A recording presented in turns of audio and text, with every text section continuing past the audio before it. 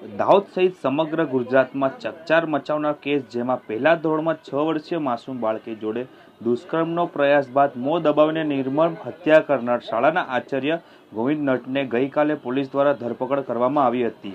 અત્યંત સંવેદનશીલ અને ઘૃણાસ્પદ ગણાતા આ કેસમાં આચાર્ય સામે સમાજ અને દાહોદવાસીઓ ફિટકારની લાગણી વરસાવી રહ્યા છે, સાથે જ ફાંસીની માંગ પણ કરી રહ્યા છે. ત્યારે પોલીસે આજરોજ આરોપી આચાર્યને કોર્ટમાં રજૂ કરતા પહેલા મેડિકલ પરીક્ષણ કરવા માટે લીમખેડા રેફર હોસ્પિટલ ખાતે લાવવામાં આવ્યું હતું. ત્યારબાદ સાંજે લીમખેડા કોર્ટમાં પોલીસે આચાર્યને રજૂ કરી 14 દિવસના રિમાન્ડની માંગણી કરી હતી, જેમાં નામદાર કોર્ટ કેસની સંવેદનશીલ સમજી આરોપીને 4 દિવસના રિમાન્ડ મંજૂર કર્યા હતા. જોકે કોર્ટમાં આરોપી તરફ વકીલ હાજર ન રહેતા આરોપી ગોવિંદ નટ દ્વારા જજ સામે પોતાની રજૂઆત કરી હતી, જેમાં તેણે જણાવ્યું હતું કે પોલીસે જે તપાસ કરી હશે તે સાચી હશે. ત્યારે આ પહેલા આચાર્યની ધરપકડ બાદ ગુનાના કામે વપરાયેલી તેની કાળા કાચની ગાડી કબજે કરી ફોરેન્સિક પરીક્ષણ માટે મોકલવામાં આવી છે.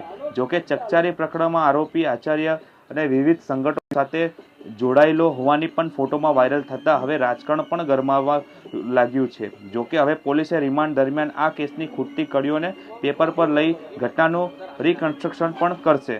આરોપી આચાર્ય ગોવિંદ નટને આજરોજ પોલીસ જાગૃતતા હેઠળ મેડિકલ પરીક્ષણ માટે લીમખેડા રેફર હોસ્પિટલ ખાતે લાવવામાં આવ્યું હતું, જ્યાં 2 કલાક સુધીનું મેડિકલ પરીક્ષણ ચાલ્યું હતું. સિંગવડના ચકચારી કેસ આરોપી આચાર્ય ગોવિંદ નટ સામે સમાજ અને પંથકમાંથી ફિટકારની લાગણી વરસાવી રહ્યા છે. જોકે આ ચકચારી ઘૃણાસ્પદ કેસમાં આરોપીને કેસ ફાસ્ટ ટ્રેક કોર્ટમાં ચલાવી ફાંસીની સજાની માંગ ઉઠવા પામી છે.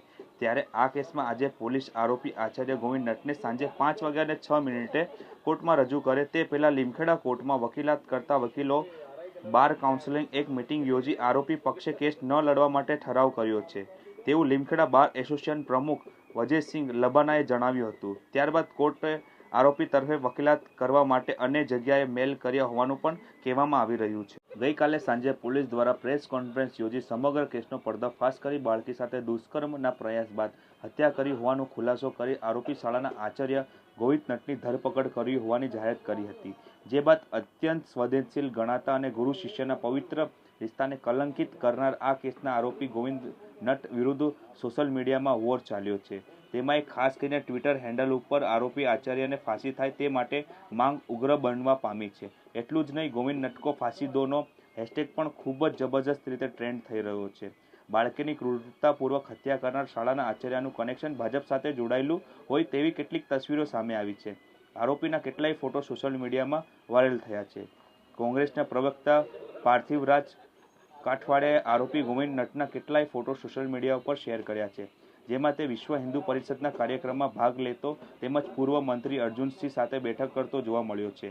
એટલું જ નહીં, કાળજુ કપાવી દે એવી ઘટનાનો આરોપી આચાર્ય ક્યાંક ભાજપની માતૃ સંસ્થા સંઘ જોડે કનેક્શન છે તેમ વિશ્વ હિન્દુ પરિષદની કાર્યશાળામાં ભાગ લેતા ફોટો પણ સામે આવ્યા છે.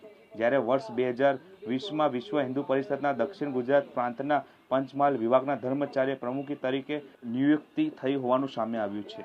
સિંગવડના ચકચારી પ્રકરણ બાદ દાહોદ સહિત ગુજરાતના રાજકારણમાં ગરમાવો આવ્યો છે. આવતીકાલે દાહોદ શહેર કોંગ્રેસ સમિતિ તેમજ આ દીકરીને ન્યાય મળે તેમજ આરોપીને ફાંસીની સજા થાય તેવી માંગ સાથે દાહોદ એસપીને આવેદન આપવાના છે. જોકે આ ચકચારી પ્રકરણમાં બનાસકાંઠાના કોંગ્રેસીય સાંસદ પણ રાજ્ય સરકાર પાસે બાળકોની સુરક્ષાને લઈને કમિટી બનાવવા માટેની માંગ કરી છે. જ્યારે આકલાવમાં કોંગ્રેસના ધારાસભ્ય અને સુરત પક્ષના નેતા એવા અમિત ચાવડાએ પણ દખલરૂપ સજાની માંગ સાથે દીકરીને ન્યાય મળે તે માટે સરકાર સામે માંગ કરી.